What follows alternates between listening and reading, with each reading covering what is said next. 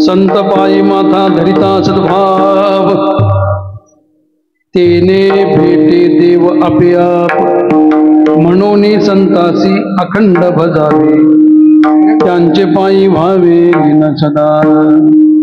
संता घरी देव काम धंदा करी, पितांबर धरी वरी छाया. म्हणून संतासी अखंड भजावे, त्यांचे पायी व्हावे लीन सदा. नामा म्हणे देव इच्छी संत संग, नामा म्हणे देव इच्छी संत संग. आम्हा जीव लग जन्मोजन्मी, म्हणून संताचे अखंड भजावे, त्यांचे पायी व्हावे लीन सदा. विठ्ठल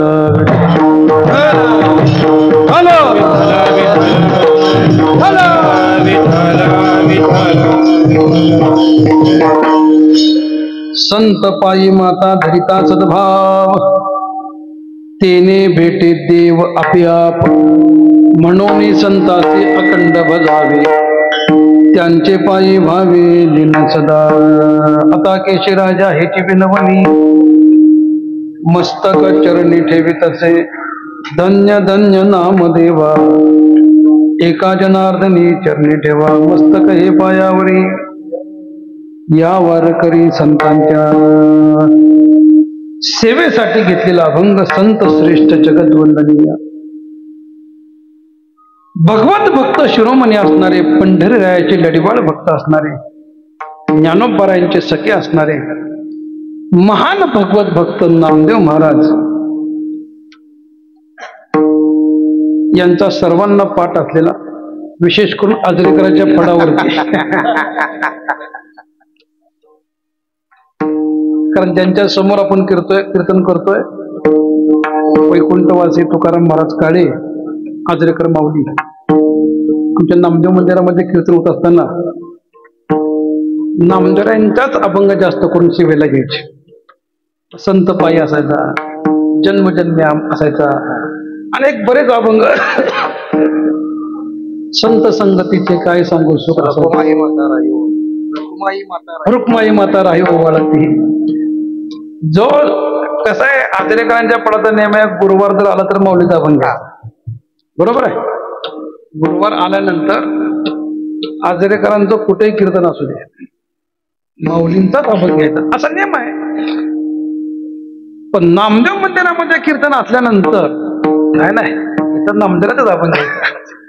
म्हणजे गुरुवार जरी असला, आता कितीतरी प्रसंग आले, आम्ही म्हणत आहो माऊली आज गुरुवार आहे, बरं मग आज माऊलीचा अभंग घेतला नाही. नामदेव मंदिरात आम्ही कशाला घेऊ. प्रेम होत, आदर होता, आणि श्री गुरुची अखंड उपासना केली होती, त्यामुळे सेवेचं बळ होत.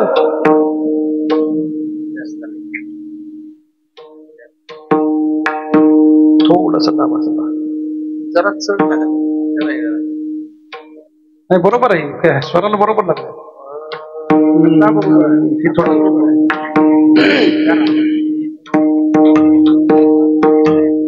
हा बरोबर. विठ्ठल विठ्ठल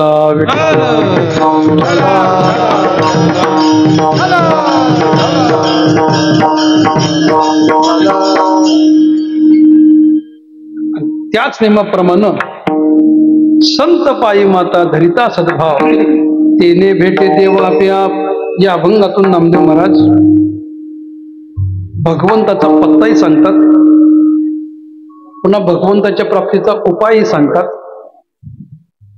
भगवंत कुठं राहतो हेही सांगतात, आणि शेवटी नामदेव देवाची इच्छा या अभंगातून सांगतात. असे 4 प्रकारातून या अभंगाकडे आपल्याला पाहायला मिळतं. संत पायी माता धरिता सद्भाव, तेने भेटे देव आपोआप. आपोआप शब्दाला फार महत्व आहे. का? मनुष्य जीवनामध्ये भगवंताच्या प्राप्तीशिवाय मनुष्य जन्माची इति कर्तव्यता नाही. माणसाचा जन्माचं साफल्य कशामध्ये? बंगले बांधण्यामध्ये, जमिनी वाढवण्यामध्ये? छे छे, अहो हे लौकिक आहे, हे सगळं इथंच राहणार आहे. तुम्ही कितीतरी मोठा बंगला बांधला, कितीतरी मोठी जमीन मिळवली, कितीतरी पैसा कमवला, मग सत्ता संपदा राहील ठाईच आहे ठाई, पुढे संचित जाईल अगवाई. अरे कितीतरी प्रमाण आपल्याला पाहायला मिळतात की ह्या गोष्टी सगळ्या इथंच राहणार आहेत, त्यात सार्थक नाही. लोक त्याला भाग्य म्हणतात ना, का एवढा मोठा बंगला, वा वा भाग्यवान आहे. अरे ते भाग्य आहे का? काय जमीन घेतली, अहो इथून तिथून टोक दिसत नाही, ते भाग्य आहे का? हे भाग्य नाही. संत याला भाग्य मानतच नाही. भाग्य तरी नोहे धनपुत्रदारा निकटवास बरा संत. संतांच्या दृष्टीनं भाग्याची ही लक्षणं आहेत, तुमच्या आमच्यासारख्या सामान्य संसारकाची ही लक्षणं आहेत. आपण ह्याला भाग्य समजतो. एखाद्यानं मोठी गाडी घेतली म्हणजे वा वा भाग्यवान आहे, एखाद्याला बायको चांगली मिळाली वा वा भाग्यवान आहे. हे तुमच्या आमच्यासारख्या सामान्य लोकांचे विचार आहेत, पण संतांच्या दृष्टीनं याला भाग्य म्हणत नाहीत. भाग्य तेव्हाच उदयाला येतं संतांची भेट घेतल्यानंतर. उजळले अवघी चिंता संत दर्शनी हा लाभ पद्मनाभ जोडला. संतांच्या संतीमध्ये गेला असताना आणि भगवंताची प्राप्ती झाली असताना या जीवनाची इति कर्तव्यता आहे. तुकोबर अगदी स्पष्ट सांगतात, तुका म्हणे जन्मा आल्याची साथ, तुका म्हणे जन्मा आल्याची साथ, तुका म्हणे जन्मा आल्याची साथ, तुका म्हणे जन्मा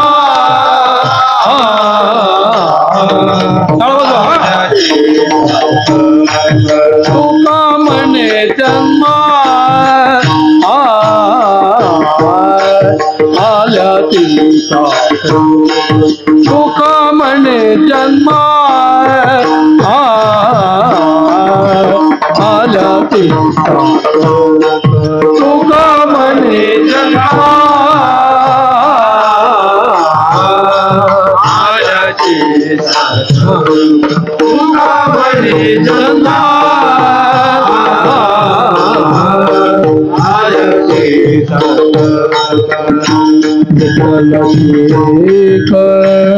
देखलिया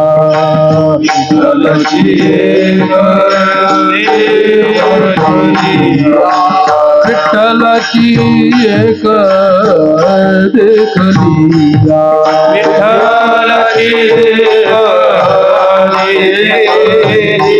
आवाजित पापे गेली दिगांत, अवगित पापे गेली दिगांत, अवगित पापे गेली दिगांत.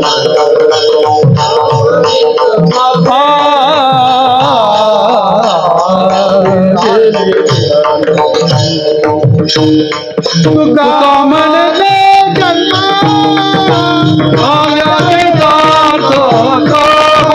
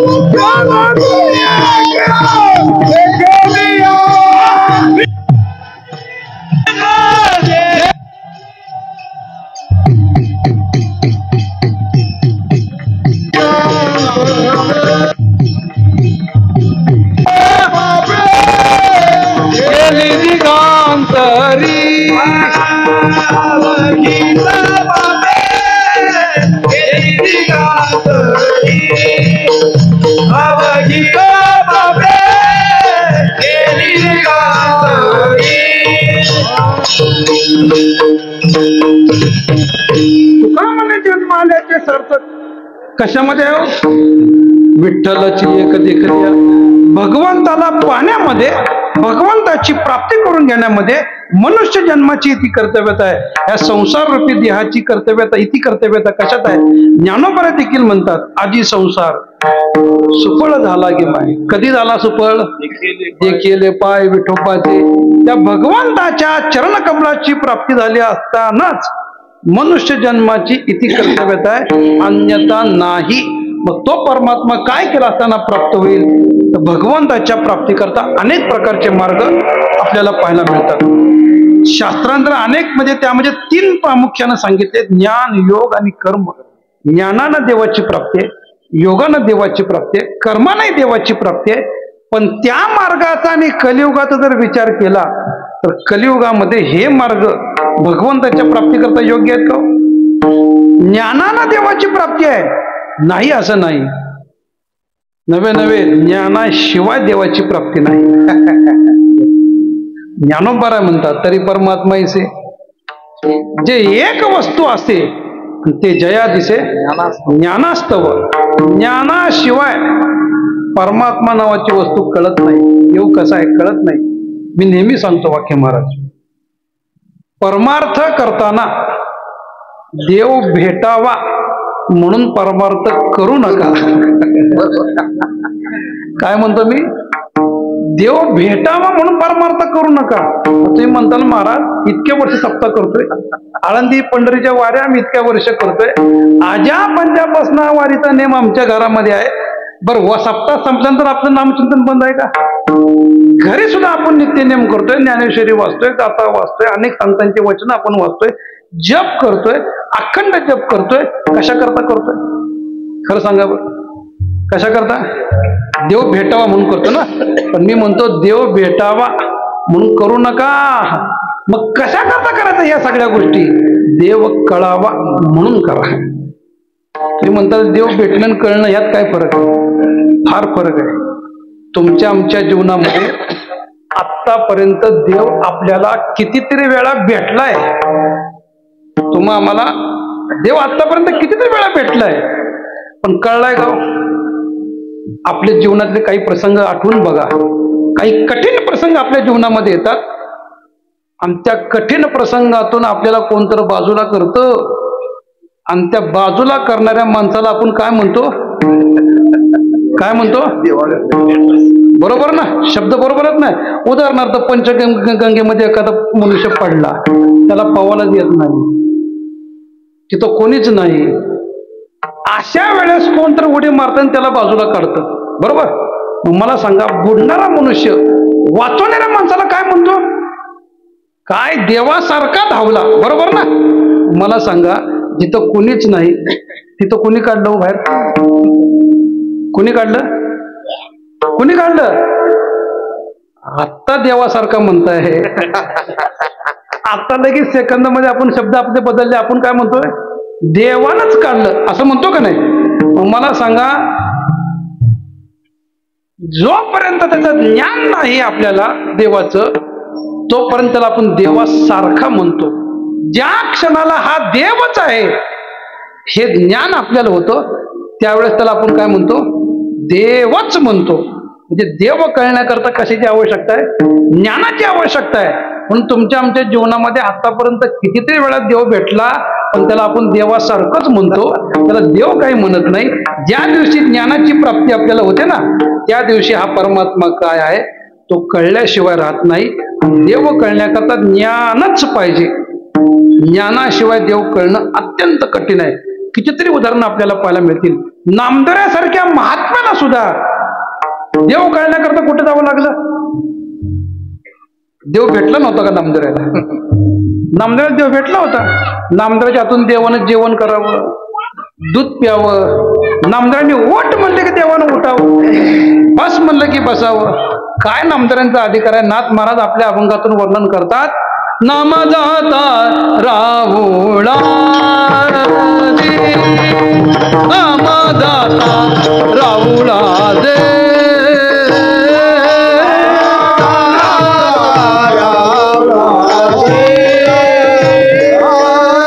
नाम जाता राहुळा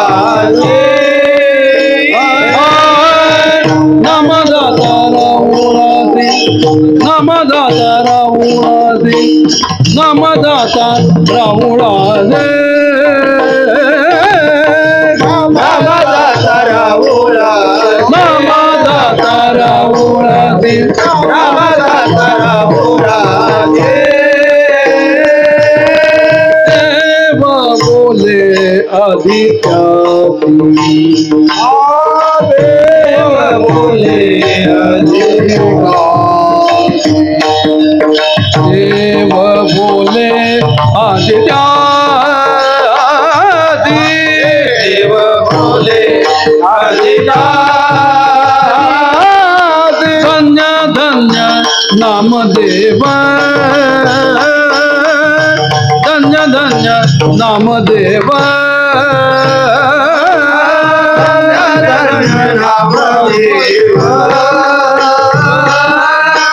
धन्य धन्य नामदेव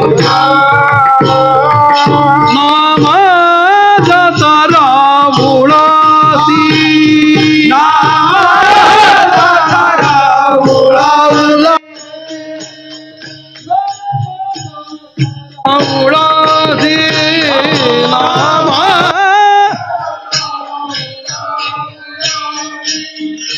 देव बोले आदित्यासी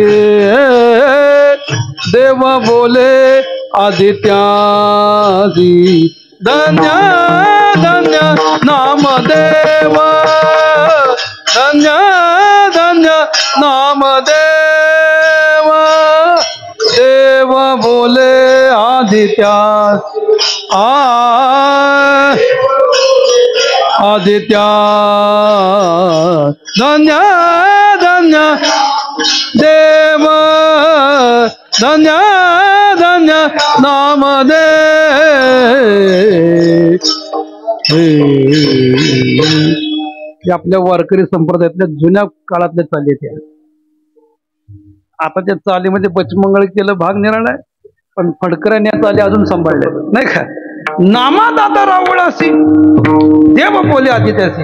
मला सांगायचा मुद्दा एवढाच आहे, नाथ महाराज नामदेवाचं वर्णन करतात. अरे नामदेवराय पांडुरंगाच्या मंदिरात गेलं म्हणजे नामदेवाच्या विनाचा झंकार, नामचिंतनाचा गजर पांडुरंगाच्या कानावरती पडल्याबरोबर अरे संत महात्मे दर्शनाला जाताना असं मुख्यानं जात नाही तर मग हाती टाळ दिंडी, मुखी नाम गाणे आणि गजर होतो बहु मोठ्यानं गजर करून आपल्याला कीर्तनात इट्टर मन म्हणलं की असं असं असं असं लकवा मारलाय का काय झालं ना. अहो शास्त्र आपलं असं सांगतं कीर्तनामध्ये गोरोबा काकाचं हात गेलं होतं, छोट गेलं का नाही, का गेलं कसं गेलं पहावे पुराणी विचारून ते सांगायला वेळ नाही आपल्याकडे.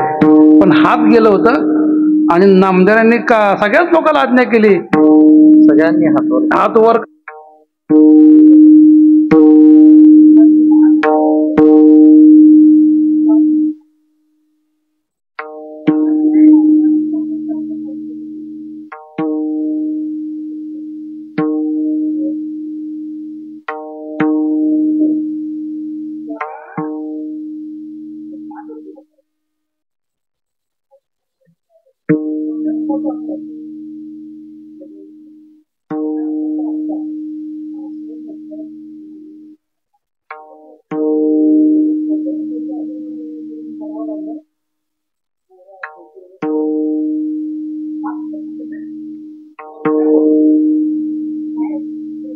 त्यांच्या भक्तीचं सामर्थ्य वरच्यावर हात फुटलं, कीर्तनात टाळी हात नसताना वाजवली काकांनी तर हात फुटलं.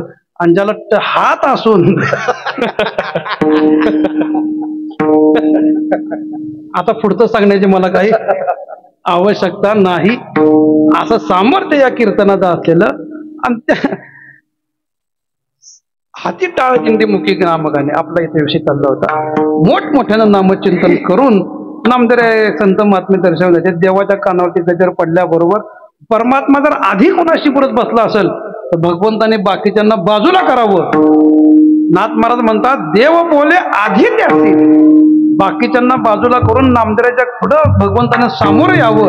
आणि नामदेवाला विचारावं, नामदेवा कसं काय बाबा बरं आहे. देव बोले आधी त्याची स्वतःहून देवानं नामदारांच्या बरोबर बोलावं असा अधिकार नामदारांचा होता. देवाला ज्या म्हटल्याबरोबर विटेवरी मूर्त चळचळा कापली, जीवती लागली नाम्यासाठी. घाबरला देव. 14 रत्न काढू काय? हे नामदाराचे शब्द आहेत. तुकाराम महाराज आमच्या मध्ये कधी सांगायचे की दृष्टांत आला म्हणजे 14 रत्न. आता ज्याला समजलं त्याला समजलं, बाकीच्याला समजलं बोललं सगळं. 14 रत्न म्हणजे समुद्रातनं मंथन केल्यावर किती रत्न निघाली माहिती आहे बघा. तिथला अक्षर म्हणतो की आपण लक्ष्मी, पारिजातक, सुरा, धन्वंतरी वगैरे वगैरे अशी किती रत्न निघाली एकूण? 14. आणि ते 14वं रत्न म्हणजे हालहाल नावाचं विष आहे. 14व्या रत्नाला काय म्हणते? हालहाल नावाचं विष ते निघालं. ते काढू काय म्हणजे शेवटचं हालहाल झाले पाहिजेत. देव संतांना घाबरतो. अहम भक्त पराधीना किंवा जनाबाई सांगतात देव भक्ताचा अंकित. तुकोबरा देखील असं सांगतात देव भक्ताचा अंकित लागे तैसी लावी प्रीत. परमात्मा अंकित बनतो या भगवत भक्तांचा. का अंकित बनला? अरे इकडं ज्या भगवंताच्या प्राप्ती करता योगी योग करतात, तपितप करतात, जपी जप करतात, ध्यान करतात, त्यांच्या ध्यानामनामध्ये कधी परमात्मा जात नाही. काय ज्ञानोबरांचे शब्द आहेत? वरी योगियाची मनसे उमर डोणी जाय. योग्याची मन परमात्मा ओलांडून निघून जातो. योग्याच्या मनात थांबत नाही, जप्याच्या जपात थांबत नाही, तप्याच्या तपात नाही. आज तर ते महाकुंभ भरले तिकडे. त्यामधलं वैशिष्ट्य सांगतो तुम्हाला, गंमत सांगतो. वैशिष्ट्य म्हणजे भगवंताच्या प्राप्ती करता कोणी कोणी काय काय केलं, कसं कसं केलं याचं सगळी दृश्य आपल्याला पाहायला मिळतात. कोणी त्या जटेला दोरी बांधून लोंबकळते बघा. मांडी घालायची आणि जटेला दोरी बांध. सोपं नव्ह बरी. केस ओढले तर आपल्याला 2 तास फेटा बांधला तर चोपदार म्हणते ना का लय दुखा लागले. ते सोपं नाही. त्या शिंदीला दोरी बांधायची आणि तसं लटकत राहायचं. ती असं पद्मासन घालून वगैरे कठीण तपश्चर्या आहे. एकांतर ते हातात शिवलिंग धरले बघा असं, ते असे 2 बोटं वर केलेले त्यांना हात असा वर केलाय. 1-2 दिवस नव 12 वर्ष होऊन गेली त्याला. हात असा वरच ठेवलाय. शेवटी त्या हाताला रक्त वर मिळाना हात वाळून गेलाय. लाकडासारखा लोखंडासारखा हात धरा त्याचा, इतका कडक झाला. मग काही लोकांनी त्याला हो एवढी तपश्चर्या करता या कशा करता? हा तुला माहित नाही? अरे याची लागी केले हो साया, याच्यासाठी सायाच करतोय. भगवंताच्या प्राप्ती करता कोणी दाड्या वाढवतोय, कोणी हात वर करते, कोणी लुंग्या लावते, कोणी अंगाला राख लावून फिरते, कोणी दाड्या वाढवते, कोणी जटा वाढवते. एक ते नकधारी ढिसाळ नक वाढलेले आहेत, कोणी दाढ्या वाढल्यात, काय काय काय काय. कोणी पालाच खाते, कोणी फळच खाते. अजून त्यात नवीन निघालं कोणाचं पांढरं बुधवार, कोणाचं काळं सोमवार, नाही का? अशी व्रत आहेत का नाही? एवढी सगळी व्रत तुम्ही करता. मग मला सांगा कोणाकोणाला देव भेटला? भेटला का कोणाला? एवढी व्रत केली देव भेटायला पाहिजे का नाही? पण नाही भेटला. का भेटत नाही? परमात्मा म्हणतो यांची मन मी ओलांडून निघून जातो, त्यांच्या मनात थांबतच नाही मी. किंवा ज्ञानोबाने अजून स्पष्ट सांगतात एरवी हा योगिया नाडळे वेदार्थासी ना कळे जेत ध्यानाचेही डोळे पावतीना. काय शब्द आहेत ज्ञानोबांचे? एरवी योग्यांना कळत नाही, जप्याला कळत नाही, तप्याला सापडत नाही, किंवा जेत बुद्धीची धावण रेगे विचार मागुता पावली फिरे तर कुवायनी नेगे अंगी जयाच्या. सहज परमात्मा कुणाला सापडत नाही, कुणाला कळत नाही. असा परमात्मा नामदारांच्या बरोबर जेवायचा, बसायचा, उठायचा, सगळ्या गोष्टी होत्या. पण तरी सुद्धा नामदेवांना संतांच्या मांदियाळीमध्ये कच्च ठरवलं की नाही त्या सगळ्यांना माहित आहे. आणि नामदेव राग आला. अरे एवढ्या सगळ्यामध्ये मला ती मुक्ताबाई म्हणते नामा कच्चा, नामा कच्चा. वाईट वाटलं. गोरोबा काकांवर शिक्का मारला. खरंच कच्चा आहेत म्हणले, मडका अजून कच्चा म्हणले. नामदेवराय पंढरपूरला आलं, देवाच्या समोर उभारलं. आता देवाला सगळं सांगावं लागतंय काय? न सांगता तुम्हा सगळेच अंतर त्याला कळतं. थेट नामदेवराय पंढरपूरला गेल्यानंतर घरी गेले नाही, देवाच्या देवळातच गेलं. अंगातनं घामाच्या धारा लागलेल्या, तोंड मळीन झालेलं, ते धूळ उडून वगैरे थांबलंच नाही कुठं. आणि तसं ताट ताट ताट रागात देवाच्या समोर गेलं. पांडुरंगाने बघितलं आपलं भक्त आलं गड्या, आणि डायरेक्ट देवाला प्रश्न केला, देवा अरे काय तुम्हाला त्या संतांच्या संगतीत पाठवलं म्हणलं खरं, पण ती एवढीशी परकर जंपर घालणारी मुक्ता, आणि ती मला म्हणते नामा कच्चा टाळ्या वाजवल्या म्हणले तिनं. काय वाटलं असेल म्हणले मला. देव काहीच बोलला. म्हणून नामदेवाने प्रतिप्रश्न केला, देवा खरं सांग मी कच्चा आहे का पक्का आहे. आता आली का पंचायत. देवाला काय म्हणतात नामदेवराय, खरं सांग देवा मी कच्चा आहे का पक्का आहे.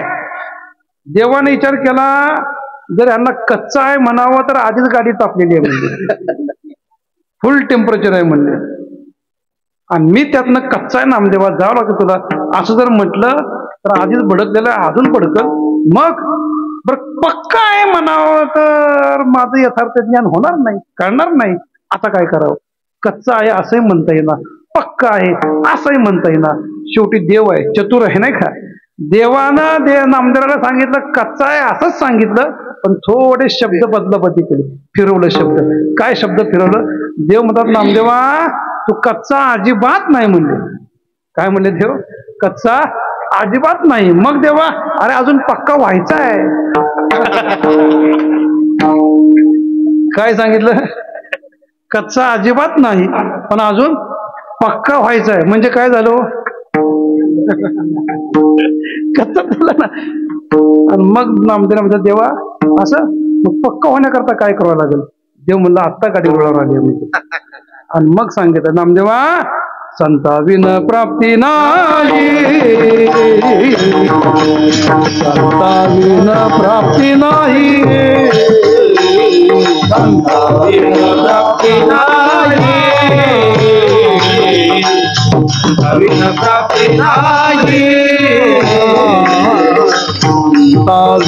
प्राप्ती नाही,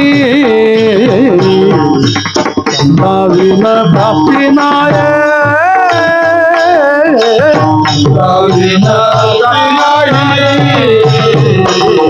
संता विन प्राप्ती नाही, ऐती वेद देती ग्वाही,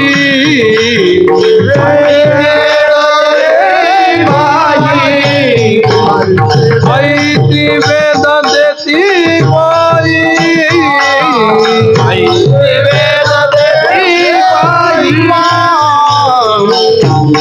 भागती साधने, भागती साधने, भागती साधने,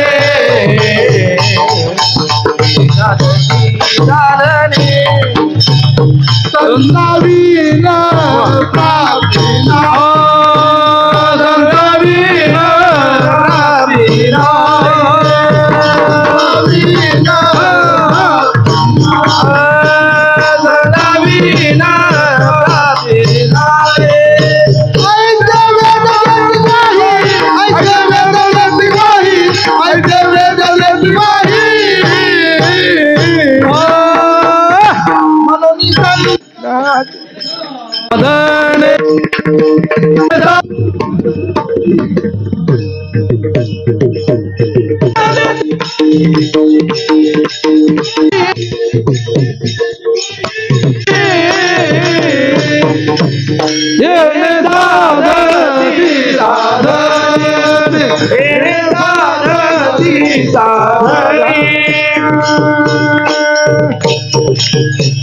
संताविना प्राप्ती नाही ऐसी वेदती ती बाई. नामदेवा संतांशिवाय माझी प्राप्ती यथार्थ ज्ञान होणार नाही, तिकडे जावं लागेल.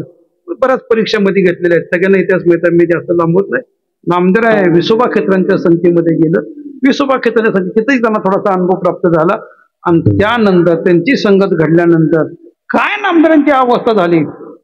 नामदेवराय पुन्हा पंढरीला येत असताना अशी त्यांची अवस्था होती. सर्व सत्ता आली आता, नामयाचा खेचर दाता, सर्व सत्ता नामदेवांच्या हातामध्ये आली होती. काय नामदेवांची प्रतिज्ञा आहे, नाचू कीर्तनाची रंगी, ज्ञानदीप लावू जगी.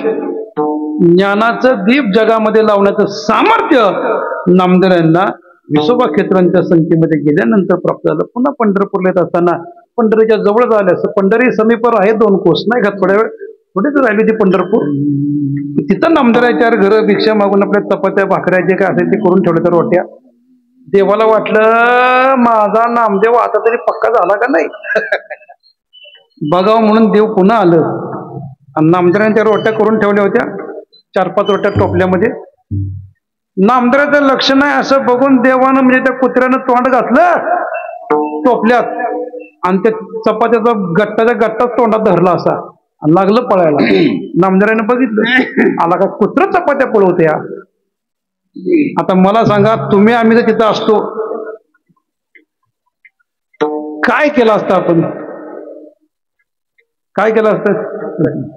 एखादा दगड हाणला असता, दगड घेऊन पाठ लागला असतं, नाही तर काठी घेतली असती, नाहीच काय जमलं तर हाड एवढं तरी म्हटलं असतं नाही का, म्हणलं असतो का नाही आपण.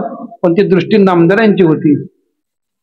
सर्वाभूती पाहे एक वासुदेव, पुसोने 8 वाहन देता, वासुदेव सर्वमिती समात्मा सुदुर्लभ, सर्वत्र तोच आहे ह्याची अनुभूती नामदेवांना आली होती. आणि मग नामदेव म्हणतात, देवा तू पगे गा जग जेटी, कोरडी रोटी कैसी खाती, कोरडी रोटी कैसी खाती, कोरडी रोटी कैसी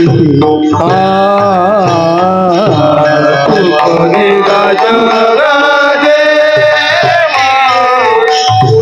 रोटी कैसी खाती, रोटी कैसी खाती, रोटी कैसी खाती. तू पगेगा जग जेठी, रोटी कैसी खाती, कोरडी रोटी कैसी खाती, रोटी कैसी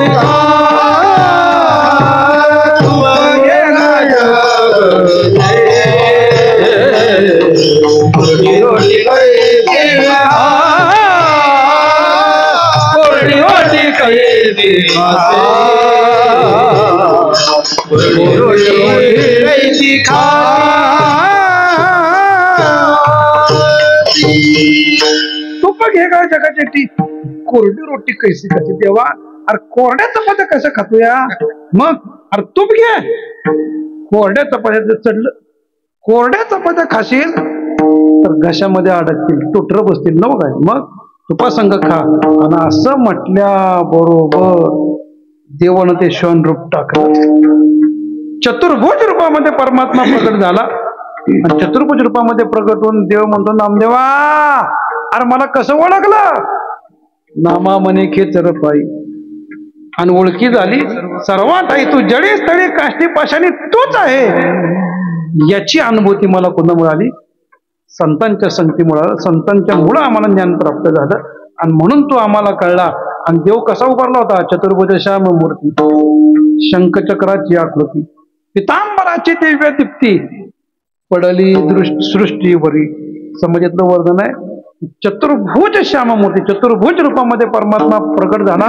कडकडून नामदेवांना आलिंगन दिलेलं आहे. नामदेवाचं मुखकमळ असं हातात देवानं धरलं आणि याच्यावर तो कसं ओळखलं? खेचर पायी ओळख झाली सर्वाटाई, तू जडी स्थळी काष्टी पाशाणी आहे. याची अनुभूती, याचं ज्ञान जर कुठं झालं असेल तर संतांच्या संगतीमध्ये. मला सांगायचा मुद्दा एवढा होता की ज्ञान सहज प्राप्त नाही. जया ज्ञाना लागी गगन गिळता ती योगी, स्वर्गाची आडवंगी उमरडोनी. ज्ञान सहज प्राप्त आहे का? एखाद्या दुकानामध्ये गेला द्यावं 1 किलोवर, शक्य आहे काही? नाही मिळत. ज्ञानाची प्राप्ती अशी नाही, ज्ञान प्राप्तीचा विधी आहे. काय विधी आहे? भगवान सांगतात, तद्विधी प्रणिपातेन परिप्रश्नेन सेवया उपदेक्षन्ति ते ज्ञानम ज्ञानिनस्तत्वदर्शिनः. अरे असा नियम आहे की पहिल्यांदा संतांकडे सद्गुरूकडे गेल्यानंतर त्याचा विधी आहे. काय विधी आहे? प्रणिपातेन. सद्गुरूंना संतांना काय करा. गुरु आणि संत यात फरकच नाही हो. गुरु हा संत कोळीचा राजा, गुरु हा प्राण विसावा. जे सगळं पहा, गुरु आणि संत यात वेगळं नाही, एकच आहे. गुरु आणि देव वेगळं नाही, एकच आहे. नाही का, सगळ्याच गोष्टी एकत्र आपल्याला पाहायला मिळतात. पण तिथं गेल्यानंतर पहिल्यांदा असा नियम आहे प्रणिपातेनं. प्रणिपात म्हणजे नमस्कार करा. दुसरा प्रकार सांगितला परिप्रश्नेनं. सद्गुरूंना संतांना प्रश्न करा. प्रश्न करा याचा अर्थ काय बी विचारा असं नव्हतं. आता लोक म्हणजे गुरूंना प्रश्न करा. आम्ही गुरुकडे गेलो प्रश्न करायला. काय प्रश्न केला? लेकाचं लगीन झालं, 4 वर्ष झालं, हा मला काही प्रश्न संतांकडे या असले कसे प्रश्न पाहिजेत? काय मी उद्धार पावे, काय कृपा करेल, ऐसे तुम्ही सांगा संत जन. करा समाधान चित्त माझे, काय खंडेल कर्म, पारुषतील धर्म धर्म कासे आणि ते कळायला वर्म. म्हणून श्रम वाटत असे, म्हणून श्रम वाटत असे, ऐशी चिंता करी रात्रंदिवस. तुका म्हणे नाही आपले बर जेणे फळ पावे निश्चयाची. अरे असे प्रश्न कर ना, उद्धार कधी होईल देवा? का बोर मारू का? बोरला पाणी लागल का? आला का? ही संतांनी विचारचे प्रश्न आहेत. हे संसारिक विचार झाले. पण संतांकडे गेला असताना कसा आपला उद्धार होईल, कसं ज्ञान आपल्याला प्राप्त होईल म्हणून परिप्रश्न येणं. आणि शेवट सांगितलं सेवया. सेवया म्हणजे सेवया नव. आपल्याला सेवया म्हणले की ती शेवळ्या दिसतील नाही का, खीर करून खायला, ते नव. सेवया म्हणजे सेवा, भज सेवायाम. सेवा करणं, आपल्यातनं सेवा घडली पाहिजे संतांची. आणि ह्या गोष्टी घडल्यानंतर ज्ञानाची प्राप्ती आहे. अन्यथा ज्ञान प्राप्त होणं अति कठीण आहे, अति दुर्लभ आहे. आणि दुर्लभ असलेलं ज्ञान एखाद्याला प्राप्त झालंच कलियुगामध्ये तर त्या ज्ञानाचा काय होतो? अहंकार होतो. आणि ज्ञानाचा अहंकार का झाला की ज्याच्यासाठी ज्ञान मार्ग आपण अवलंबतोय तो परमात्मा आपल्याला प्राप्त होणं अत्यंत कठीण आहे. भागवतामध्ये नाथराय फार गोड सांगतात. भगवंताच्या मुखामध्ये नाथांनी ओळी घातली. नाथराय म्हणतात, अरे तिळभर राखून अभिमान, जरी मदरिगता अनन्य शरण, तरी माझी प्राप्ती नवे जाण. अभिमान विघ्न प्राप्तीची. अभिमानामुळे विघ्न पडवल पण माझी प्राप्ती होणार नाही. का? ज्ञानातला सर्वात मोठा अडसर जर काय असेल तर तो अहंकार आहे. आणि अहंकार का ज्ञानी पुरुषाला निर्माण झाला की ज्या साध्यासाठी जे साधन आपण वापरतो त्या साधनानं जर ते साध्य प्राप्त झालं नाही तर परिणाम दुःखामध्ये आहे. परिणाम कशात आहे? दुःखात. ज्ञानोबा सांगतात ना, कर्माने धर्म आचरिजे जया लागी, कर्माने धर्म आचरिजे जया लागी, कर्माने धर्म आचरिजे जया लागी, कर्माने धर्म आचरिजे जया लागी. साधक शिनले साधन साधिता अभागी, साधक शिनले साधन साधिता अभागी, साधक शिनले साधन साधिता अभागी, साधक शिनले साधिता अभागी. तुझे नाम विठोबा गोड, तुझे नाम विठोबा आवडते गोड, तुझे नाम विठोबा गोड, तुझे नाम विठोबा आवडते. कर्म आणि धर्म आचरे जयाला,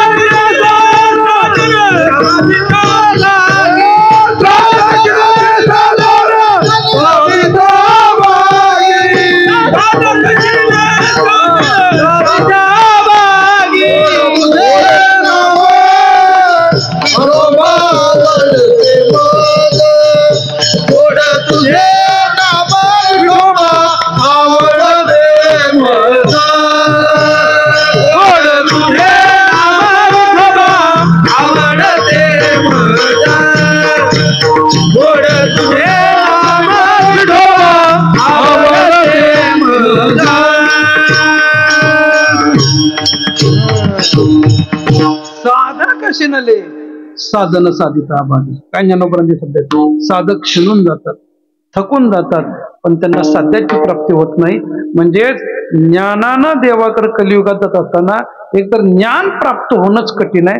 झालं ज्ञान प्राप्त तर त्या ज्ञानाचा काय होतो, अहंकार निर्माण होतो. आणि अहंकार का निर्माण झाला तर परमात्मा त्या अहंकारी पुरुषापाशी एक क्षणभर सुद्धा थांबत नाही. नामामणी देते असे अभिमान तेथे नारायण नाही. नाही तिथं नारायण देव नाही. कुठं अहंकार त्याच्यापाशी आहे. अहंकारे विटाळले चित्त. चित्ताच्या ठिकाणी अहंकाराचा विटाळका निर्माण झाला की तुकोबरा सांगतात, तुका म्हणे विटाळशी देवापासून आणि देवापाशी नसावी. अहंकारानं चित्त विटाळतं. कोणत्याही साबणानं आंघोळ केलाय, कोणत्या पाण्याने आंघोळ केलाय याचा काही संबंध नाही. कोणतं कपडे घातले अंगावर याचा काही संबंध नाही. बाहेर शुचिरभूत आहे. कृष्णेचं नाही, सगळ्याच गंगेचं पाणी अंगावर घेतलं. कुंभमेळ्यात जाऊन आला, पाप घालून आला नाही का, असं म्हणतो बाबा. कुंभात गेली पाप जातं निघून. असं ते मला त्या विषयांतर जास्त करायचं नाही.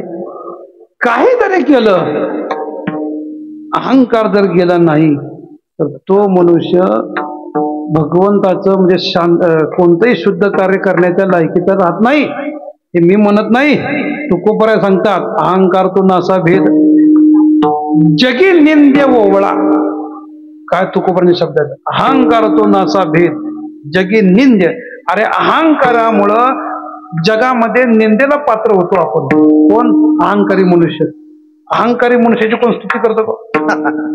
तोंडावर जरी केली नाही तरी, तोंडावर जरी केली स्तुती अहंकाराची. आता काही वेळेस प्रसंग असा असतो, कार्यक्रम वर्गच वर्ग असतो आणि तो प्रमुख पाहुणा असतो या नाही का, मग तिथं काय शिवाय द्यायचे त्याला, यांच्यामुळेच होतंय असं म्हणावं लागतंय. आणि हे गेला उठून की लय शहाणा आहे हो.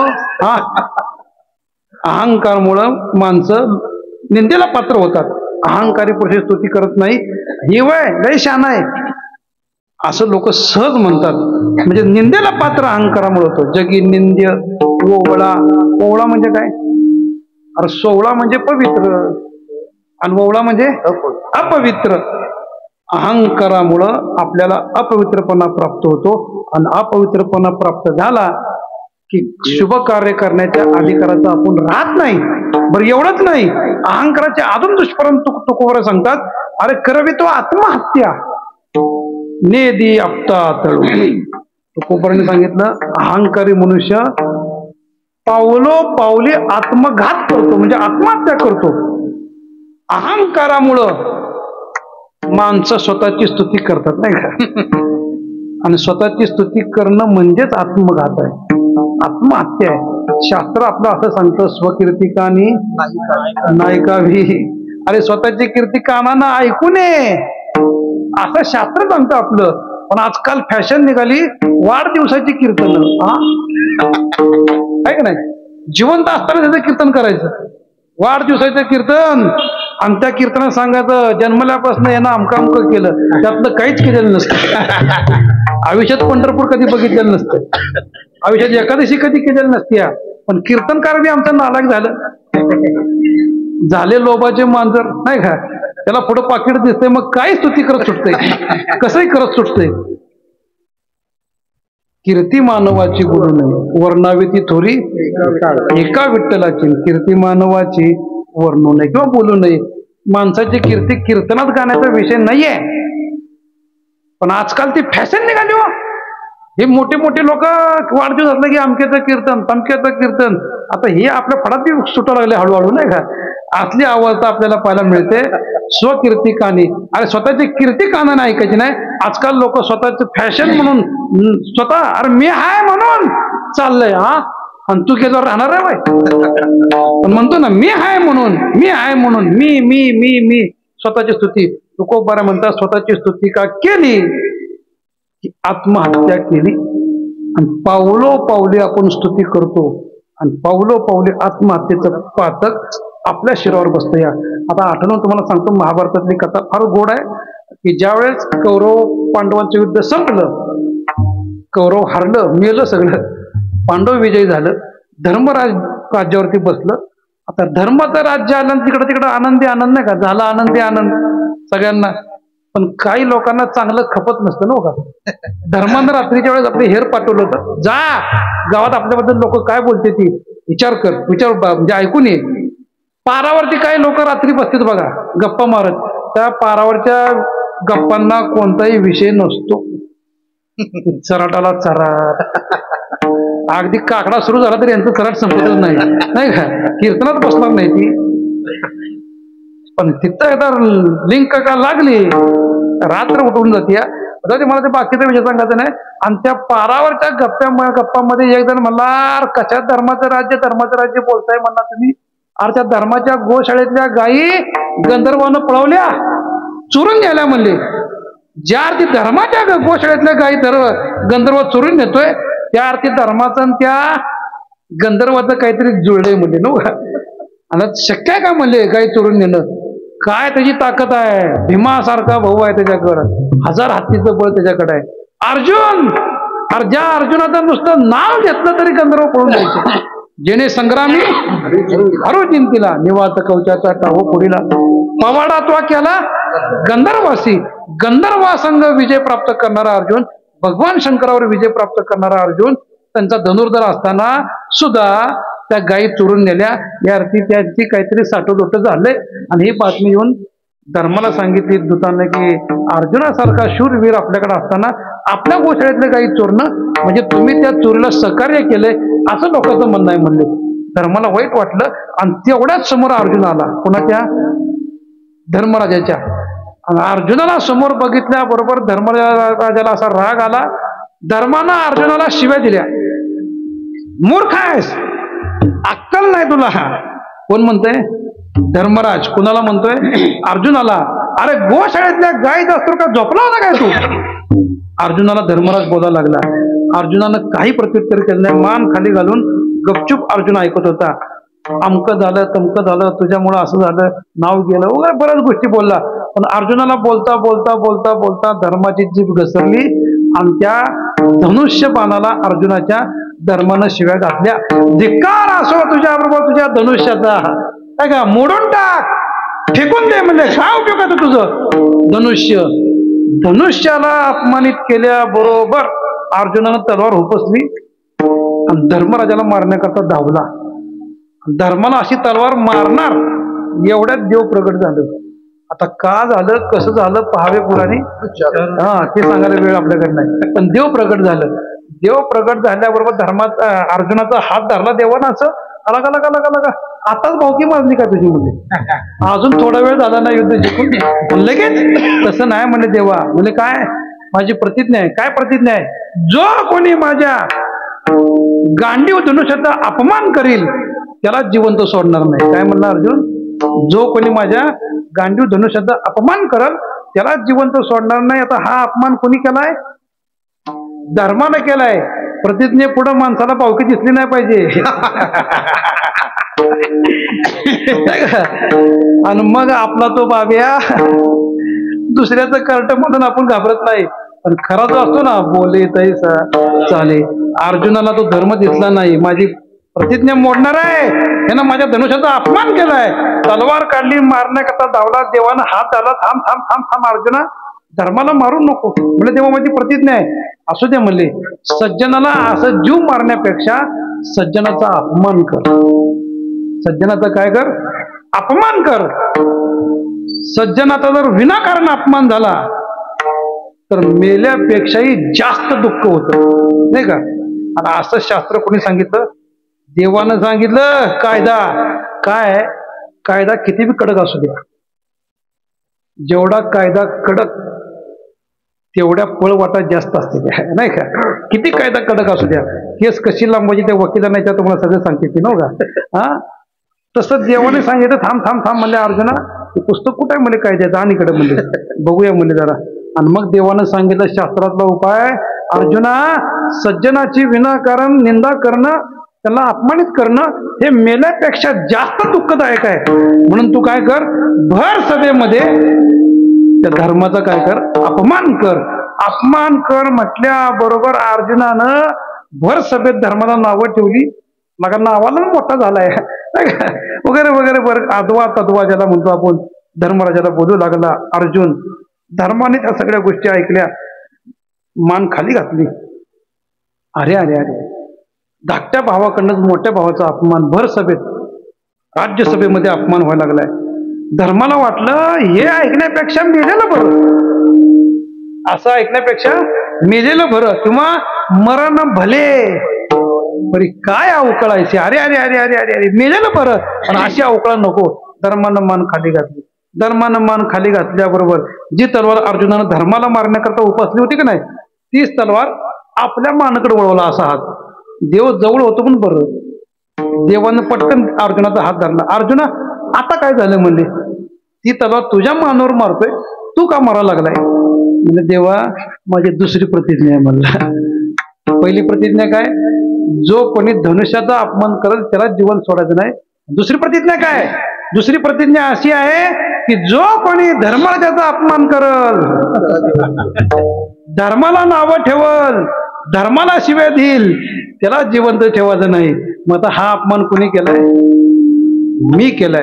माझ्यातनं प्रतिज्ञा मोडले, आता मला जिवंत राहायचा काय अधिकार आहे? म्हणून ती तलवार माझ्याकडे थांब थांब थांब थांब म्हणले. मग आता पुस्तक कुठे आहे म्हणले, आण म्हणले इकडे, बघूया म्हणले काय जायचं आहे काय.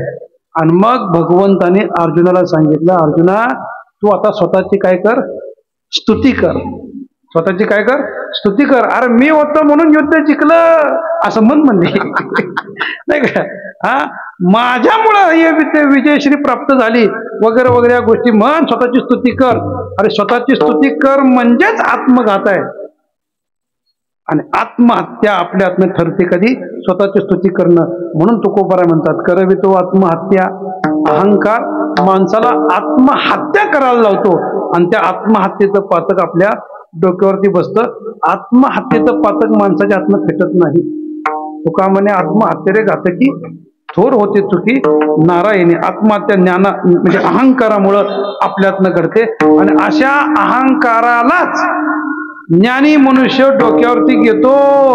मी सांगत नाही, तुकोबाराय सांगतात, तुका म्हणे गुर गोरी, गुर गोरी, तुका म्हणे गुर गोरी, तुका म्हणे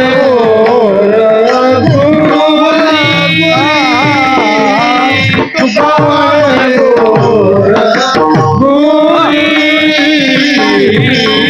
तुका म्हणे गुर गोरी, तुका म्हणे गुर गोरे, तुका म्हणे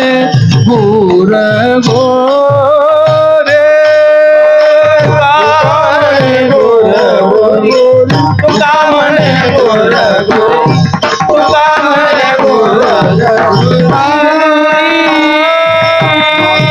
गोरी धरोनी माता थोरी,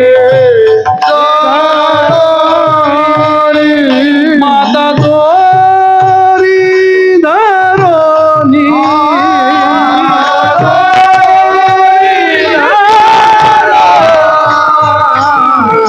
नातळे जो धन्ययासी, धन्ययासी, नातळे जो धन्ययासी, नातळे नगवे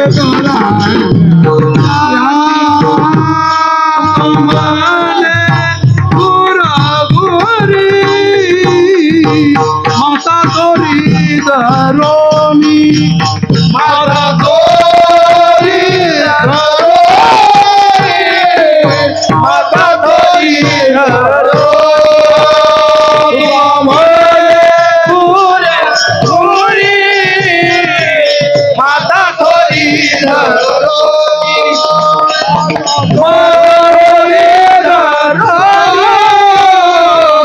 माता थोरी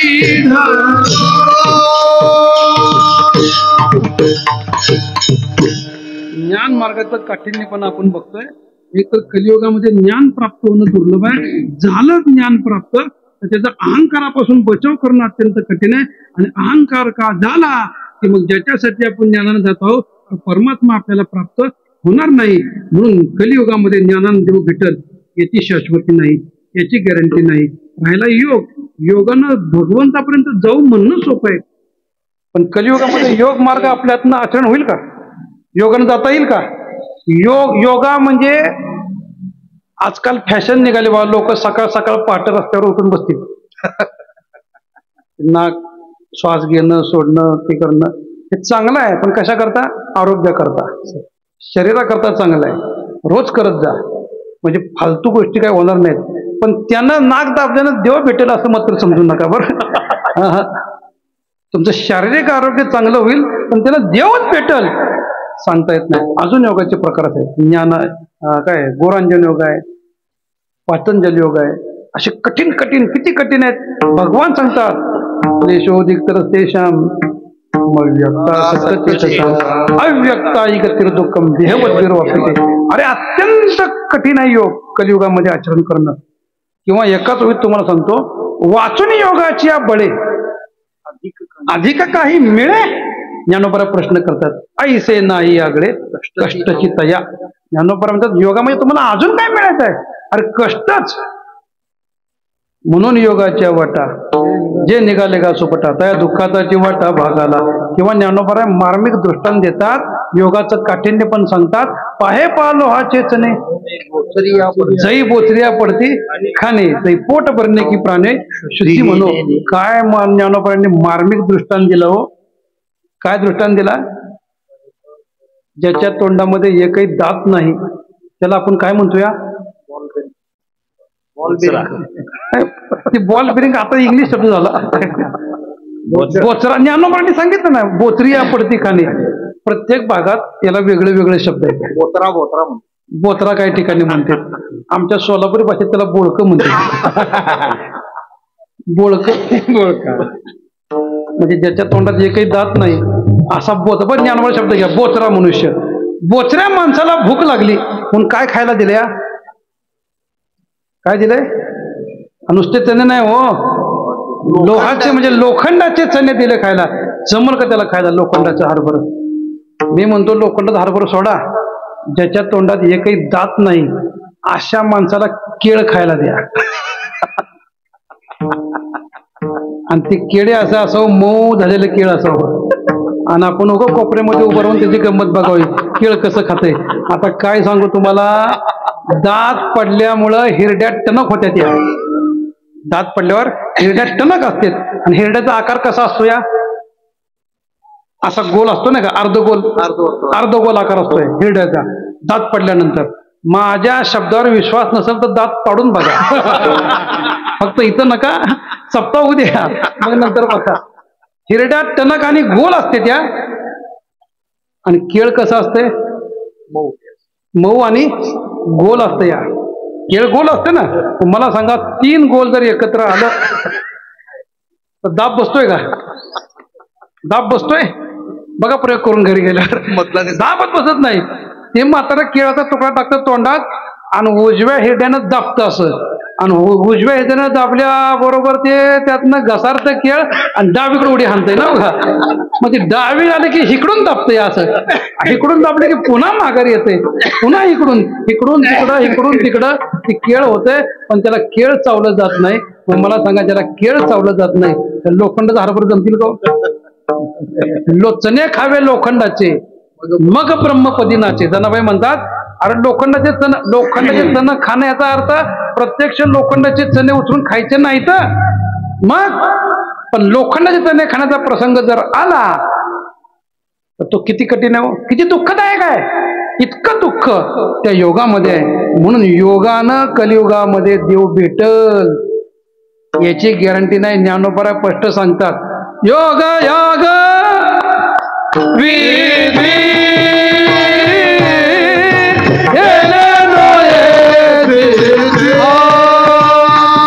योग योग विधी सिद्धी. योग योग विधी सिद्धी.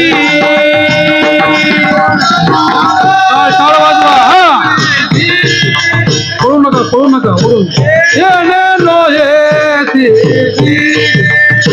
वायाची उपाधी धर्म वायाची उपाधी धर्म वायाची उपाधी धर्म वायाची उपाधी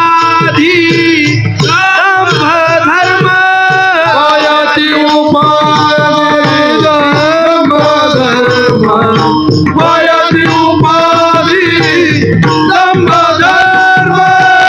वायाची उपाधी धर्म वायाची उपाधी धर्म हरी मुखे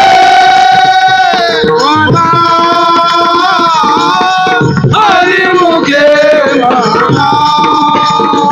हरी मुखे हरी मुखे हरी मुखे हरी मुखे हरी मुखे हरी मुखे म्हणा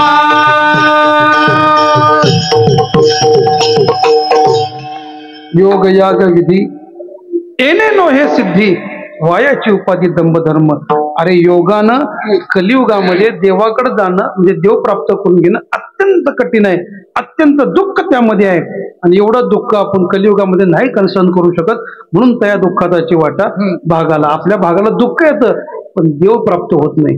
आणि देव प्राप्त करण्याकरता हा मार्ग कलियुगामध्ये योग्यच आहे किंवा यानं खात्रीनं परमात्मा भेटल याची मात्र शाश्वती देता येत नाही राहिला. कर्म कर्माचा जर थोडक्यात विचार केला तर तुकोबरे अगदी स्पष्ट सांगतात, कर्मे धर्मे नवती सांग होणे अंग पतन. कर्मानं परमात्मा भेटल कलियुगामध्ये खुळाय काय येत लागले या. अरे कर्मामध्ये सूक्ष्मता आहे, बारीक सारीक कर्म आहेत जे तुम्हाला आम्हाला सहज करता येणार नाहीत, रोज तर अजिबात करता येणार नाहीत. शास्त्र असं सांगतं आचमन करताना हातामध्ये पाणी किती असावं, किती असावं, उडदाची डाळ भिजेल एवढं असावं. आणि त्याच्यापेक्षा जास्त किंवा कमी झालं तर सुरापान दारू पिल्याचं पातक लागतं. बिनपिता हा बिनपिता बिना पाण्याची नाही का, बऱ्याच गोष्टी त्याला सांगता येतील. कर्माची इतकी सूक्ष्मता आहे, आचमनाला हातामध्ये डाळीचं उडदाची डाळ भिजेल एवढंच पाणी घ्यावं, त्याच्यापेक्षा जास्त किंवा कमी झालं तर दारू पिल्याचं पातक लागतंय. मग मला सांगा प्रत्येक वेळेस आपण काय खिशात ड्रॉपर घेऊन फिरणार आहे, जमतंय का? आता थोडक्यात विचार करता कीर्तन जमली पण पंगत आहे ना, हा कीर्तन झाली का तर पंगत आहे. पंक्तीला आपण बसल्यानंतर वाढण का झालं की ताटाला आपण काय करतोय, प्रोक्षण करतो, पाणी फिरवतो नाही का. ते पाणी फिरवताना हातात पाणी किती घ्यावं याची अक्कल आपल्याला नाही आहे का. अहो एवढं पाणी घेतोय हातात या आपल्या हातातल्या पानानं दुसऱ्याची पत्रावळी निघून जाते वाहून, तरी थांबत नाही. एवढं कळत नाही आपल्याला. आणि प्रत्येक वेळेस आपण ती ड्रॉपर घेऊन फिरणं शक्य नाही. होणे अंग पतन पतन हे ठरलेलं आहे. तिने ज्ञान योग कर्मानं परमात्मा भेटणं अत्यंत कठीण आहे. मग कोणत्या मार्गाने गेला असताना परमात्मा प्राप्त होईल. जर परमात्मा खरंच प्राप्त करून घ्यायचा असेल तर संत पायी माथा धरिता सद्भाव तेने भेटे देव आपे आप. सांगा गुरुजी मला.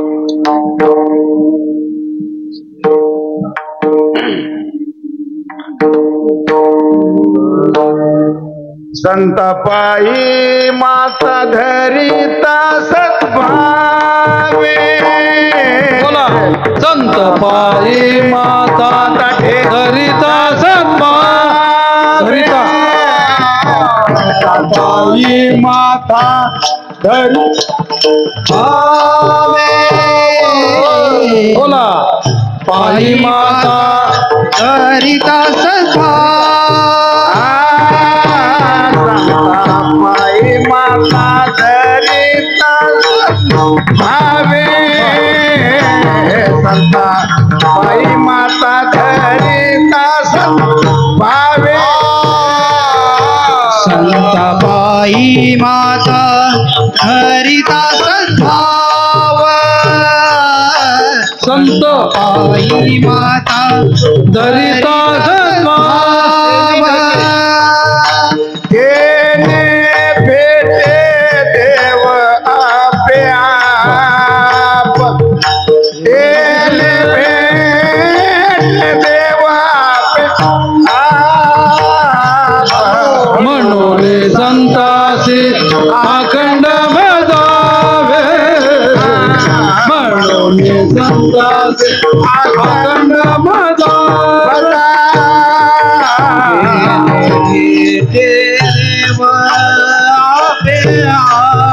बोला सगळे केले भेटे देव आपे आप म्हणून संतासी अखंड भजावे म्हणून संतासी अखंड भजावे संत पायी माता धरिता संभाव पायी माता धरिता संत पायी माता धरिता सद्भाव संत पायी माता धरिता सद्भाव केले भेटे देव आपे आप केले भेटे देव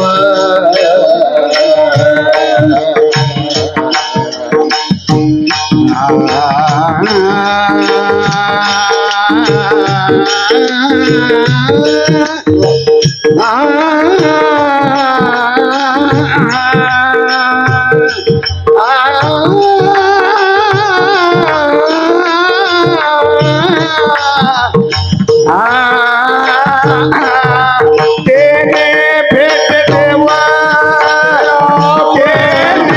भेट देवा तेने भेट देवा तेने भेट देवा आपे आपा म्हणून संतासी अखंड भजावे संतासी अखंड भजावे देवा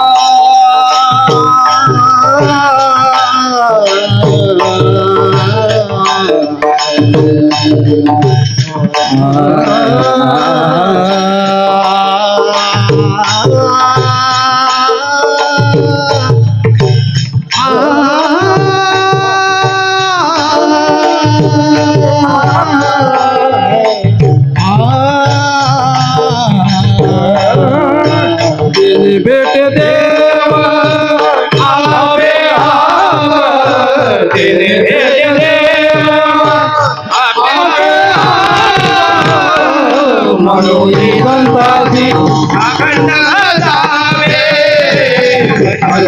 संतासी अखंड भजावे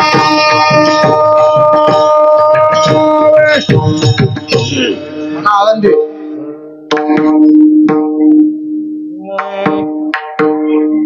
म्हणून संतासी अखंड भजावे अखंड भजावे बोला सगळे म्हणून संतासी अखंड भजावे अखंड भजावे म्हणून संतासी अखंड भजावे अखंड भजावे म्हणून संतासी अखंड भजावे अखंड भजावे त्यांचे पायी व्हावे लीन सदा त्यांचे पायी व्हावे दीन सदा त्यांचे पायी व्हावे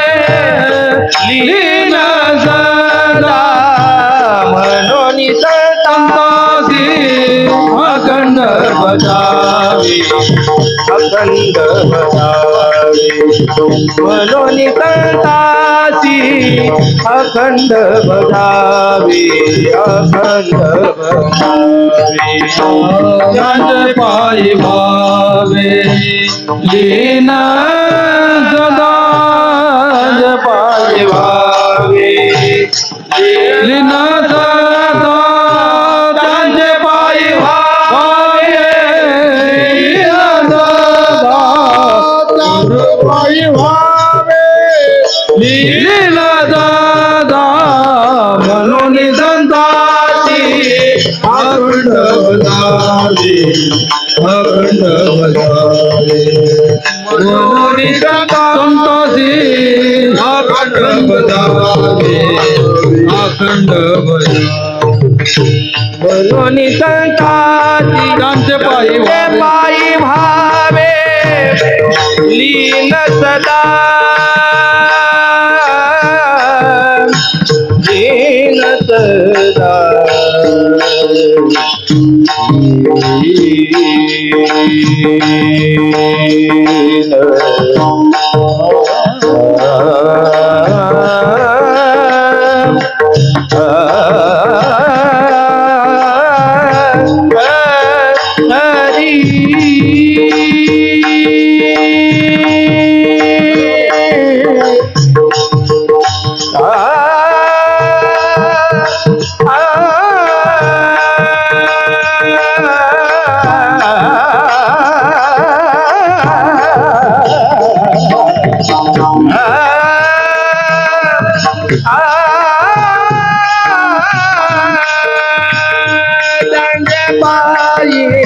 त्यांचे पायी भावे लीन सदा त्यांचे पायी भावे त्यांचे पायी भावे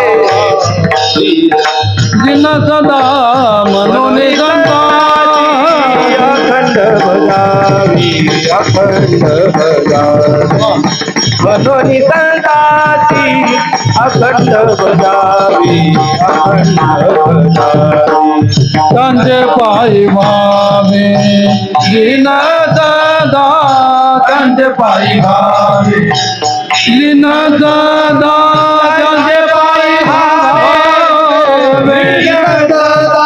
त्यांचे पायी भावे म्हणून संताची अखंड बजावी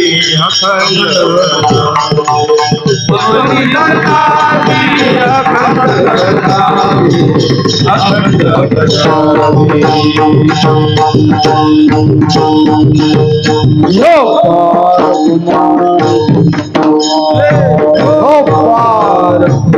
टाळी टाळी वाजवा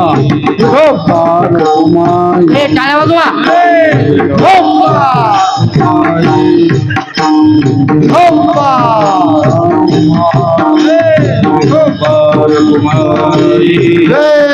मंडली कवर्धा देवी श्री ज्ञानदेव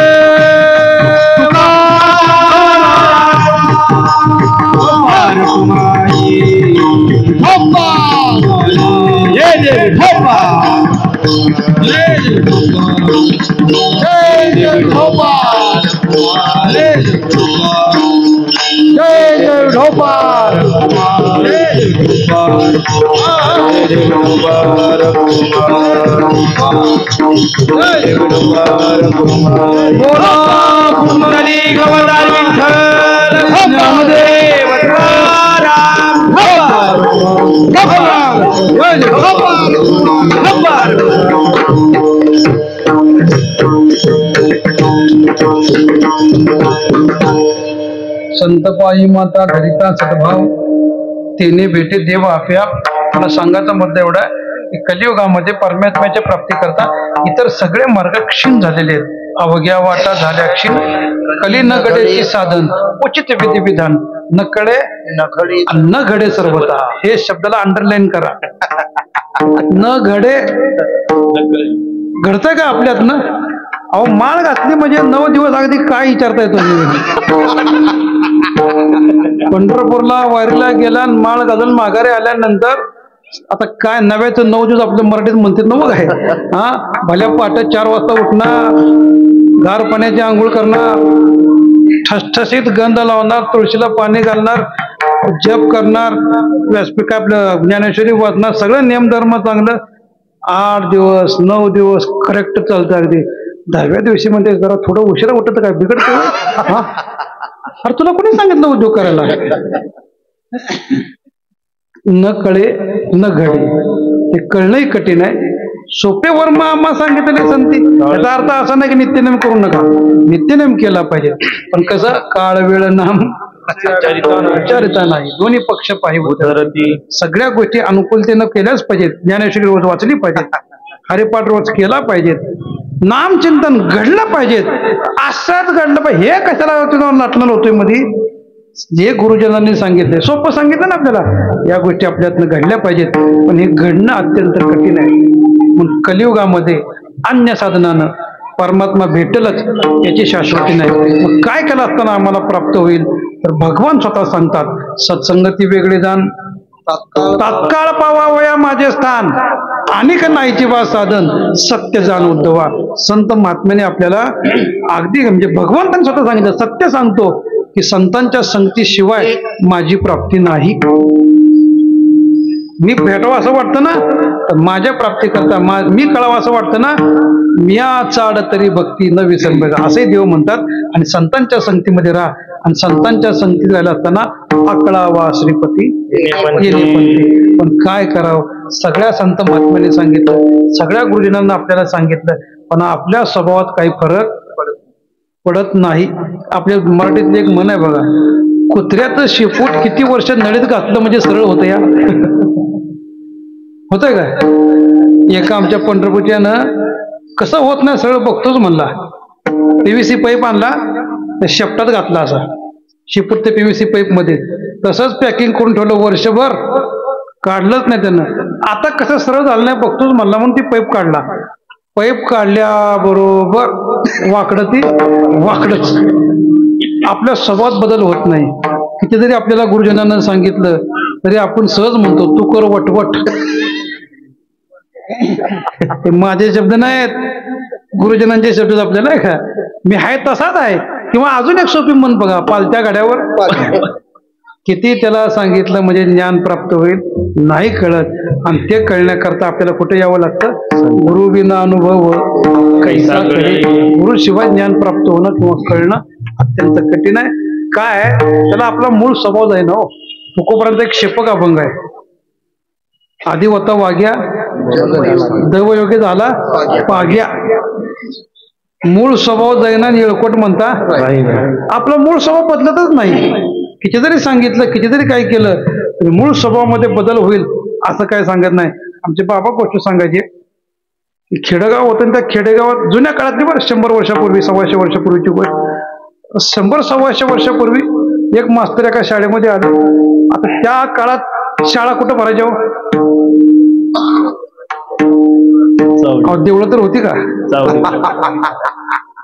झाडाखाली भरायच्या. बरोबर, माणसाला राहायला गरज नव्हती, झाडाखाली शाळा भरायची. ते मास्तर आलं, बघितलं गावात एक पोर शिकलेलं नाही, सगळे अंगठा बहादर, हात असं पुढं करायचं.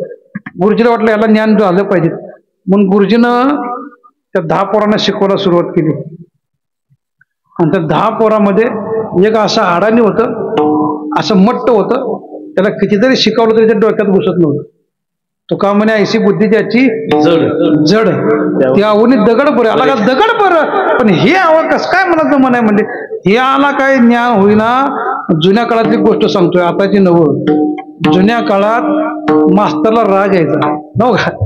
जुन्या काळात मास्तरांना राग यायचा आणि ती छडी घ्यायची बघा हातात. आपल्यात मराठीतली म्हण काय? छडी लागे विद्या येई. गुरुजीची छडी का बसली की गणित तयार झालंच पाहिजे, त्याला वाचायला आलंच पाहिजे. जुन्या काळात ती गुरुजी छडी हातात घ्यायची. जुन्या काळामध्ये गुरुजींना विद्यार्थ्यांना यावं ही तळमळ होती. आणि विद्यार्थ्यांना गुरुजनांच्या विषयी काय होता? आदर होता. जुन्या काळात आपण म्हणायचं काय हो? गुरुजी म्हणायचं, पण तो जी म्हणायचं. जी प्रत्यय लावायचा ना, आणि जी प्रत्यय लागल्यामुळं आदर निर्माण होतो. नुसता आदर नाही, जी म्हणलं की मान अशी झटका आणत्या, बरोबर ना. जी असं म्हणलं की मान खाली झुकत्या. म्हणून तो औरंगजेब छत्रपतींना शिवाजी महाराज शिवाजी कधी म्हणत नव्हता. काय म्हणायचा? शिवा म्हणायचा. दक्कन का शिवा म्हणायचा नाही का. जे म्हटलं की मान खाली होत्या, आणि त्याला मान खाली घालू वाटायची नाही शिवाजी महाराजा पुढे. संभाजी म्हणले की मान खाली होत्या, झुकते, आदर निर्माण होतोय. म्हणून गुरुजी, पंतोजी असे शब्द जी प्रत्यय लावला की आदर निर्माण व्हायचा. आणि त्या गुरुजींना विद्यार्थ्यांना यावं ही तळमळ होती. आता आपण काय म्हणतोया? सर सर म्हणतोय नाही का. कुठं सर? माग सर, मोर सर, कुठं सर? ससरती. सतसरती म्हणजे अंतर निर्माण होणे, सरकत जाणे. कुठं सरकत जाणे? नाही, इथल्या मास्तरांना सोडून बरं. हे कीर्तनातले मास्तर वेगळे असतात,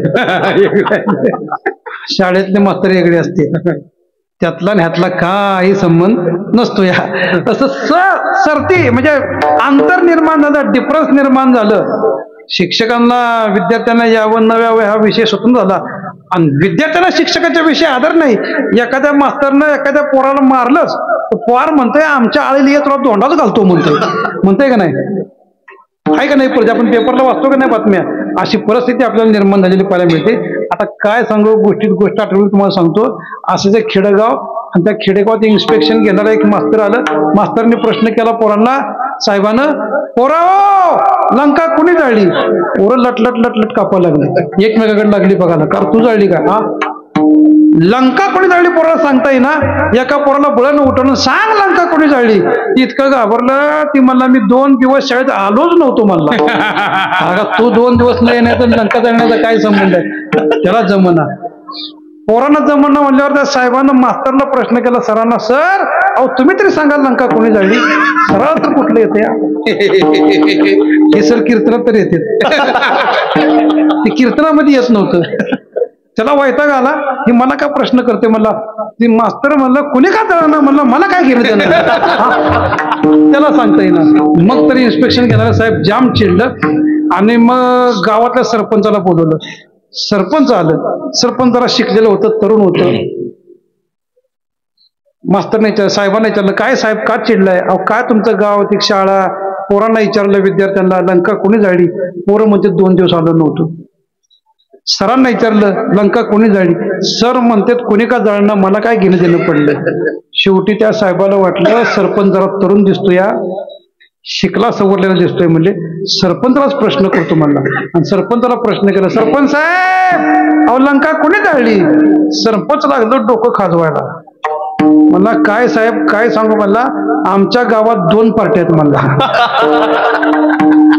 आता कोणत्या पार्टीची लंका जाळली मला काय माहित म्हणला. आता का तुझ्या गावच्या पाट्या लंका जाळते तोय? जाळी लंका धन्य धन्य म्हणे तुका. लंका कुणी जाळली आपल्याला सांगता येईना, आणि बाकीचा विषय लय लांब आहे, मोठा सांगता येत नाही आपल्याला, सोडा. पण जसं सज्जनाच्या संगतीमध्ये गेल्यानंतर ज्ञानाची प्राप्ती आहे, आणि संतांच्या संगतीमध्ये गेल्यानंतर भगवंताची प्राप्ती आहे. म्हणून तेने भेटे देव आप्या, म्हणून संतांशी अखंड बजावे, त्यांचे पायी व्हावे लीन. लीन सदा लीन असलं पाहिजे.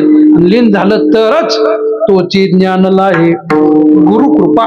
तो तुका म्हणे ऐशा साधनी जोर आहे, तोची ज्ञानला आहे. ज्ञानही प्राप्त होतं आणि भगवंताची प्राप्ती होते. भगवंत इतरत्र कुठं नाही, मग तो आहे कुठं? संता घरी देव कामधंदा पितांबरधरी वरी छाया. संतांच्याच घरामध्ये आहे. कोठे नका पाहू करा हरिकथा, तेथे अवचिता सापडेल. किंवा असे भक्ताचे घरी कामे न सांगता करी. कितीतरी प्रमाण आपल्याला पाहायला मिळतील. भक्त समागमे अशी प्रमाण आपल्याला भरपूर पाहायला मिळतील की संतांशिवाय परमात्मा इतरत्र कुठं थांबत नाही, त्यांच्याच घरी राहतो. आणि त्यांच्या घरात जाऊन करतो काय? कामधंदा करी. काय शब्द आपण नंद्रानी? काम धंदा. काम वेगळं आणि धंदा वेगळा. काम धंदा नाही का असं म्हणतो की नाही आपण? धंदा वेगळा आहे, काम वेगळं आहे. एकाच दृष्टांतात तुम्हाला सांगतो थोडक्यात अगदी. गोरोबा काकाचं उदाहरण पहा. देवानं काकाच्या घरी कामही केलं आणि धंदाही केला. काम काय केलं, शेतातनं माती उचलून आणण्यापासनं तिथे गाडगे मडके करून भाजण्यापर्यंत काय झालं, गाडगे मडके भाजण्यापर्यंत काम झालं. आणि ती गाडगे मडके विकणं हा काय झाला, धंदा झाला. संतांच्या घरी देवानं कामही केलं आणि धंदाही केला. म्हणून संता घरी देव काम धंदा करी, पितांबर धरी वरी छाया. पितांबराची छाया म्हणजेच आपल्या कृपेचं छत्र परमात्मा, घात निवारी छाया पितांबरी करी. पितांबराची छाया त्याच्यावरती धरतो. आणि शेवटी नामदेव म्हणतात, अरे बाबा, हा परमात्मा सुद्धा संतांच्याच संगतीची इच्छा करतो, संतांच्याच संगतीमध्ये राहतो. म्हणून नामा म्हणे देव इच्छी काय, संत संग आमा जीवलग जन्मोजन्मी ज्ञानेश्वर.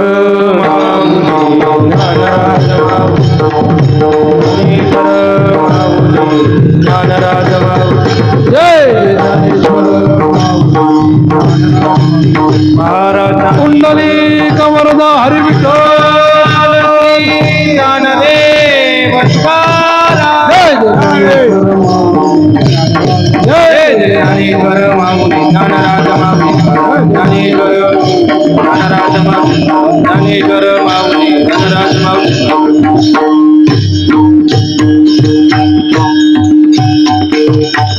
नामा म्हणे देव इच्छी संत संग आम्हा जीवलग जन्मजन्मी. हा परमात्मा सुद्धा संतांच्या संगतीची इच्छा करतो. काय संतांच्या संगतीत, मी म्हणतो काय नाही तेवढं सांगा. तुकोबरा स्पष्ट सांगतात, जे जया पाहिजे ते आहे, ज्याला जी वस्तू पाहिजे संतांच्या संगतीमध्ये. एकच प्रमाण सांगून सेवा आटपतो. राजा भर्तृहरी आपल्या नीतिशतकामध्ये सांगतात, संतांच्या संगतीचं महात्म्य, संतांच्या संगतीचे फायदे. जाड्यम ध्येयो हरती सिंचती वाची सत्यम मानोन्नती द्विषती पापमपा करोती चेता प्रसाद यती दीक्षुत नोती कीर्तिम सत्संगती कथया किम न करोती पुंसाम. माणसाने संतांची संगत का करू नये, केली पाहिजेत. संतांच्या संगतीमध्ये किती फायदे आहेत. जाड्यम हरती, जाड्य नाम अज्ञान, अज्ञानाची निवृत्ती, ज्ञानाची प्राप्ती कुठं होती या, घरी बसून. चेचे संतांच्या संगतीत यावं लागते. या ज्ञानाची प्राप्ती आताच सांगितलं किती कठीण ज्ञान आहे, पण संतांच्या संगतीत झालं की सहज सोपं तुम्हाला ज्ञान प्राप्त झालं पाहिजे. दुसरं मानोन्नती, मानाची उन्नती कुठं मिळते, मान कुठं मिळतोय, संतांच्या संगतीत मिळतोय. घरी बसून मिळतोय का, अहो घरी पाण्याचा तांबे मिळत नाही. बघा घरी गेल्यावर. आता काय सांगू तुम्हाला, आमचं आजोबा गोष्ट सांगायचं, जोपर्यंत संतांच्या संगतीमध्ये आपण आहे तोपर्यंत बसाला पाठ, माग टेकाला पाठ, पुढं ताटाला पाठ, ताटामध्ये वाटीची दाटी दाट, तुपाची इगडी, दुधाची इगडी, आमटीची इगडी, श्रीखंडाची इगडी, बासुंदीची इगडी.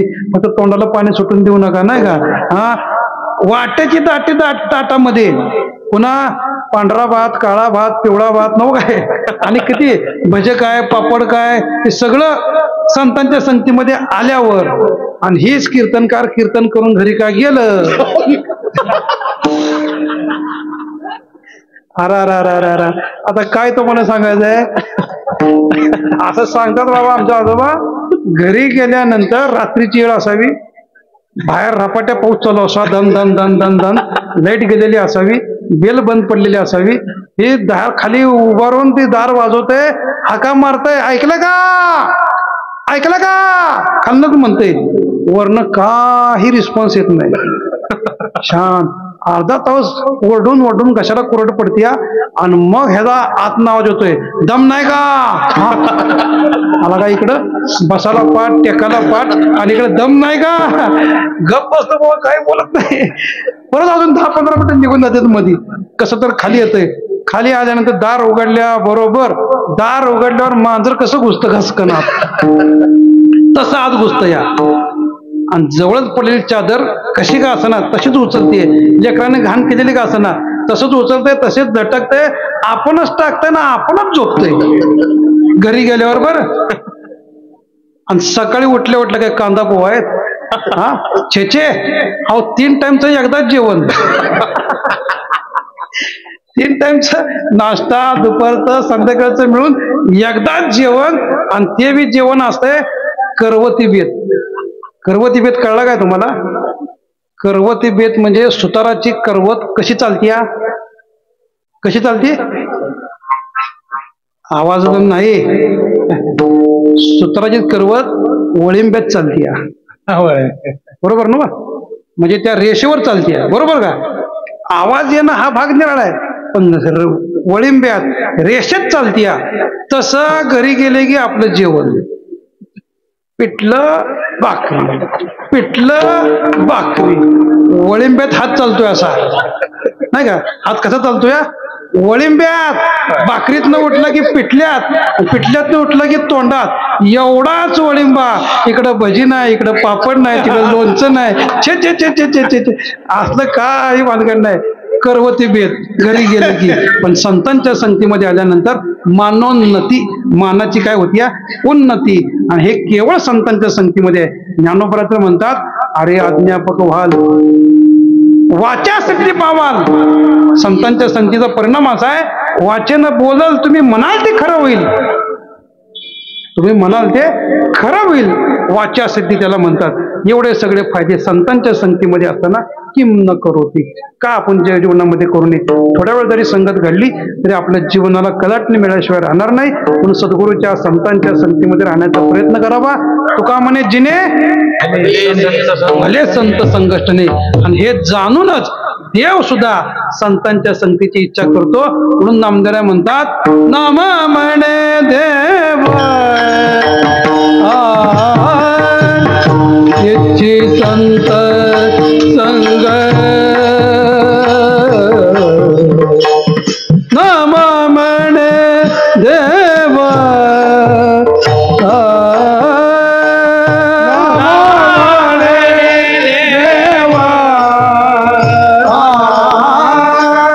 इच्छी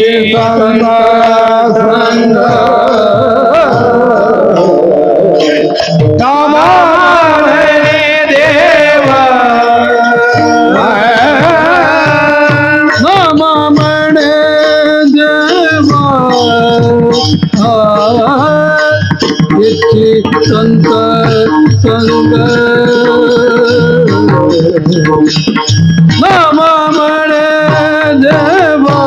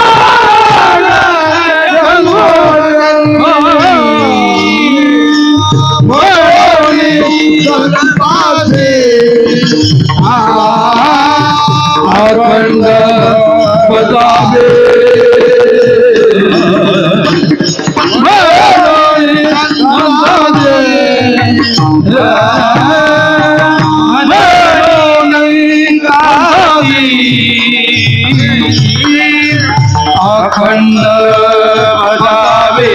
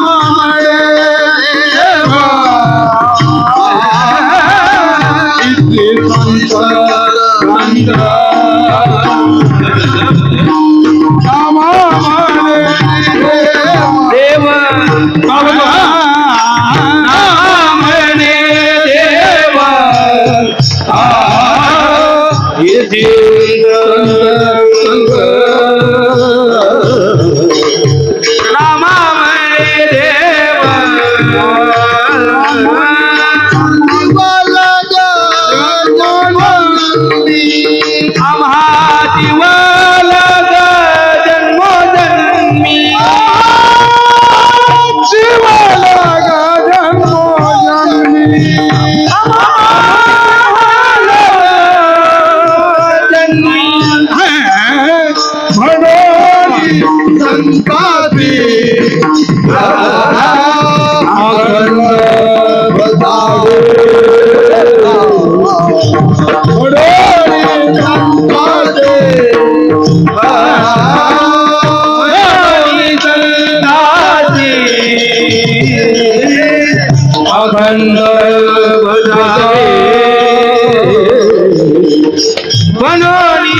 संदासी पायी व्हावे दीन सदा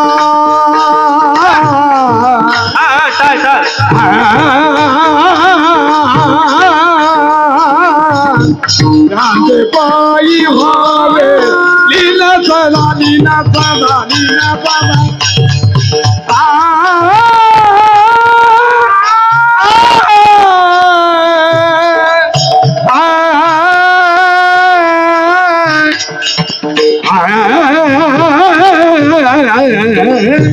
कांदे पायी व्हावे लीला सदा पायी व्हावे लीला सदा